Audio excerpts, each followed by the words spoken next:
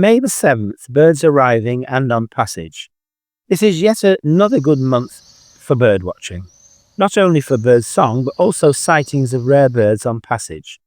It is the month when ardent London birdwatchers usually record their highest number of species in one day.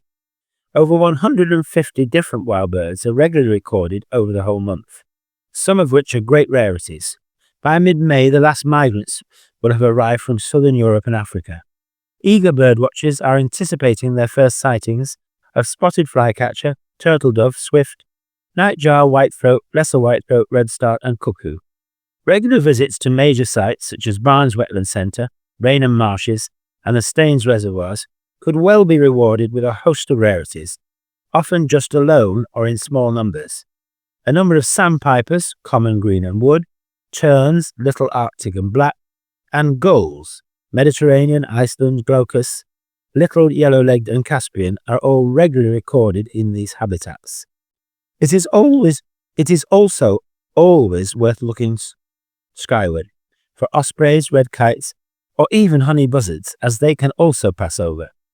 Mustached hobbies, which spent the winter in Tanzania, are now regularly seen hawking for emergent insects over our lakes. Many waders are also passing by on their way to their favourite nesting sites further north, for example Wimbrel and Bartail Godwit. Some of them are already in their summer plumage, which is spectacular in the case of grey plovers. They are regularly seen in small groups along the edge of the Thames. Birds such as tree pivets and wood warblers that seem to have forsaken London turn up temporarily and occasionally sing. The easily missed marsh warbler is said to be second only to a nightingale for the complexity of its song. Grasshopper warblers can occasionally be heard reeling, and chetty warblers making their explosive utterances. Even the famous wet-me-lips call of the quail can sometimes be heard. Great rarities such as ring-ousel, bluethroat and redback shrike are also faint possibilities. Nightingale. The nightingale song needs little introduction. It is unforgettable and justifiably praised by poets, musicians and writers alike, being the most complex and elaborate of all songs likely to be heard. It is rightly put up as the best or one of the very best in the world.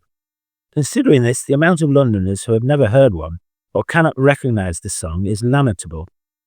Although it arrived in late April and may only sing for 6 or 7 weeks, now is the best time to listen out for it, announcing its territory and trying to attract a female. Because of its desire to entice a mate, it may even be seen in the open in May, when its hugely distended throat is always a surprise. From mid-May to mid-June, it usually prefers to sing from dense cover. Unlike other birds, a song made by an observer is liable to start it off rather than frighten it away.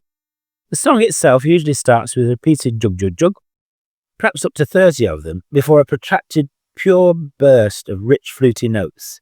This can then be interrupted by the clear, isolated melba note, which sometimes sounds as if it's coming from another bird. The whole sound is one of a loud, over-eager excitement. In contrast, the lower notes can have a hauntingly sad quality. Finally, but not always, there is a set of clear, punctuated ascending notes which reach a crescendo. These have to be among the most evocative of all nature's sounds. After such praise, it is surprising that there are not day trips to places like Bookham Common or the Lee Valley, which are still 2 places where they can be heard in the London area. It is worth walking in such areas, especially where there is deep thicket, as this is where they are usually heard. Then you can return at night, when they may well be heard duetting in the darkness. A scratchy warble heard in similar situations is likely to be the lesser whitethroat. It is usually given away by a final wren-like rattle at the end of its warble. If the nightingale is one of the most evocative of all nature's sounds, the turtle dove is one quintessentially associated with the balmy days of summer.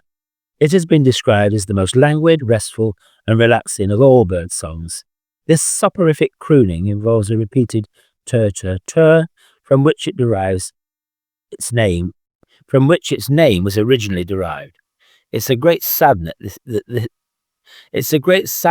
this is now heard less and less.